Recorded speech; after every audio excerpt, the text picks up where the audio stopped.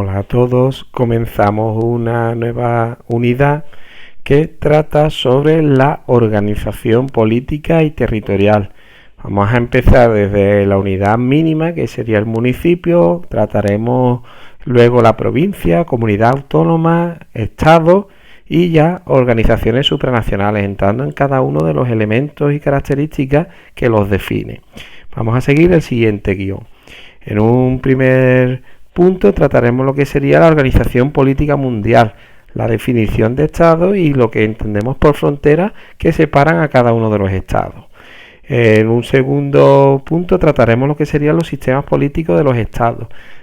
Haremos un barrido general por los estados mundiales y las características comunes de gobierno entre unos y otros países. En un segundo bloque trabajaremos lo que será la organización política de España, entrando en su organización política, en su organización administrativa y en su organización social. Otro bloque hablaremos sobre la organización supranacionales como la Unión Europea y como la ONU, que lo veremos en el punto 5, las relaciones internacionales en la actualidad. Y por último trabajaremos el papel de España en el contexto mundial, es decir, la posición que ocupa España en las relaciones internacionales. Comenzamos. La organización política mundial, estados y fronteras. La organización política del mundo se manifiesta en la creación de estados, es decir, son organizaciones políticas independientes que ejercen su poder sobre un territorio determinado, en este caso el Estado español o Estados Unidos, o cualquier otro estado, Rusia, ejerce ese poder sobre un territorio delimitado por unas fronteras y habitado por una población determinada. En la actualidad existen en el mundo casi 200 estados, muy diferentes entre sí por muchos factores, por ejemplo la antigüedad, donde el continente europeo se lleva la palma, de ahí que se ha conocido como el viejo continente, por extensión, con los países más grandes del mundo, como Rusia, como Estados Unidos, por el número de habitantes, como por ejemplo China, con 1.400 millones de habitantes, o la India, cercana a los 1.000 millones de habitantes, con distintos regímenes políticos, como sistemas democráticos, como monarquías constitucionales como la de España, o repúblicas federales como la de Alemania, o regímenes totalitarios como por ejemplo Corea del Norte, por desarrollo socioeconómico, entendiendo entre países desarrollados de primer mundo como Estados Unidos, países de la Unión Europea, etcétera, y países subdesarrollados o en vías de desarrollo como son la mayoría de países africanos, y también por el desarrollo socioeconómico. No obstante, las principales diferencias actuales son su distinto poderío político, militar y económico, y su mayor o menor influencia en las decisiones internacionales. En este sentido, tenemos que distinguir, hablando en términos de geopolítica, tres grandes zonas, lo que sería, en primer lugar, la Gran Área, liderada por Estados Unidos, luego sería lo que la Unión Europea, el continente europeo, que está en cierto declive, y luego sería en la zona asiática, donde se está viendo un cierto relevo en el liderazgo. Por un lado estaría Japón, que lo ostentaba anteriormente, y el gran auge de lo que sería China. Eso no quiere decir que haya otras potencias muy importantes, como el caso de Rusia, pero estas serían a grandes rasgos las tres grandes zonas geopolíticas. Vamos a analizar el concepto de Estado. ¿Qué entendemos por Estado? ¿Qué es el Estado? El Estado es el conjunto de instituciones que organizan la actividad de las personas que viven en un territorio y están gobernadas por las mismas leyes bajo un mismo poder. Es decir, el Estado está formado, por un lado, por población que ocupa un territorio. Están bajo el poder del Estado, que ejerce varias funciones, como son dictar leyes, hacer cumplir esas leyes y gobernar. Una parte fundamental del Estado es el territorio. El territorio es un espacio de superficie sobre la que ejerce su poder un Estado y está sobre todo caracterizado porque está delimitado por la frontera, que lo distingue de otros estados y otros territorios. Fuera de esas fronteras, el Estado no puede tomar decisiones o imponerlas. Está bajo el principio de jurisdicción. Dentro de cada estado las puede ejercer, pero fuera de ella no, porque veremos que hay unos organismos supranacionales que sí podrán hacerlo. Si no se respetan esas reglas, se producen conflictos entre los distintos estados. Con el fin de organizar la convivencia social, el Estado asume una serie de funciones.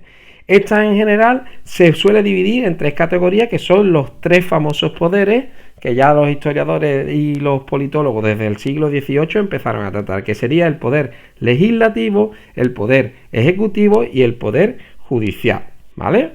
Estos son los tres grandes poderes: el poder legislativo, el poder ejecutivo y el poder judicial. El poder legislativo legisla, es decir, elabora las leyes. Este poder es ejercido por las Cortes o Parlamentos. ¿Cuáles son sus funciones? Como hemos visto, hacer leyes, elaborar los presupuestos del Estado, ¿vale? El segundo poder, el poder ejecutivo, es el que gobierna, ¿vale? El gobierno. Este poder es ejercido por el gobierno de cada estado, que son el rey o el presidente de la república, que delegan, sobre todo en un consejo de ministros o un gobierno, un presidente del gobierno que ejecuta las leyes, nombra a los ministros entre la mayoría del parlamento. Y por último estaría el poder judicial, que interpreta y aplica la ley o resuelve su incumplimiento. Este poder reside en tribunales de justicia independientes. Según la forma de aplicar estos poderes, se diferencia entre sistemas políticos democráticos y sistemas políticos autoritarios. Vamos a ver cada uno de ellos. Los sistemas democráticos se basan en estos principios. El poder del Estado y la actuación del gobierno están limitados por la ley.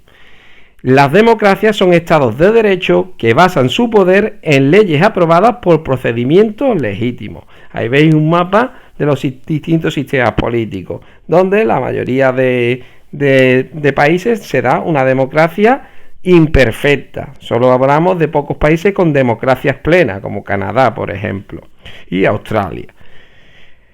¿Cómo funciona la democracia? Los sistemas democráticos funcionan con unas elecciones que eligen a un parlamento, del cual saldrá el presidente de gobierno, que nombrará a los distintos ministros.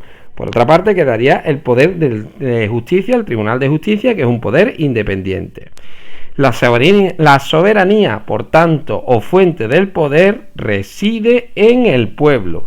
Este participa en el gobierno, delegando su soberanía en unos representantes elegidos por votación, ya sea por una votación de democracia indirecta o representativa. Como hemos visto aquí, el electorado elige al presidente, al Congreso, a los diputados, que elegirán a su vez al presidente del gobierno, y esta a su vez elegirá a los ministros.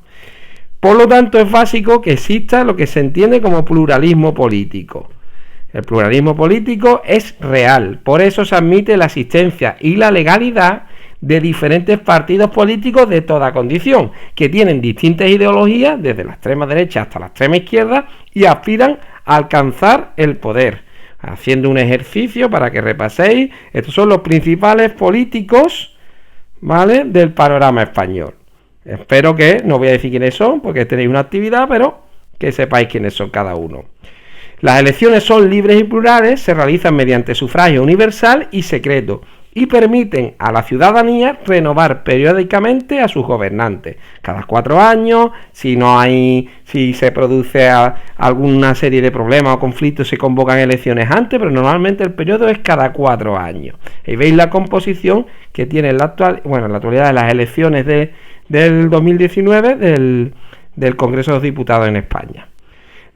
Por lo tanto, existe una división de poderes. El legislativo reside en el Parlamento y el judicial en los tribunales. Del Parlamento saldrá el Ejecutivo, que es el presidente del gobierno con su Consejo de Ministros.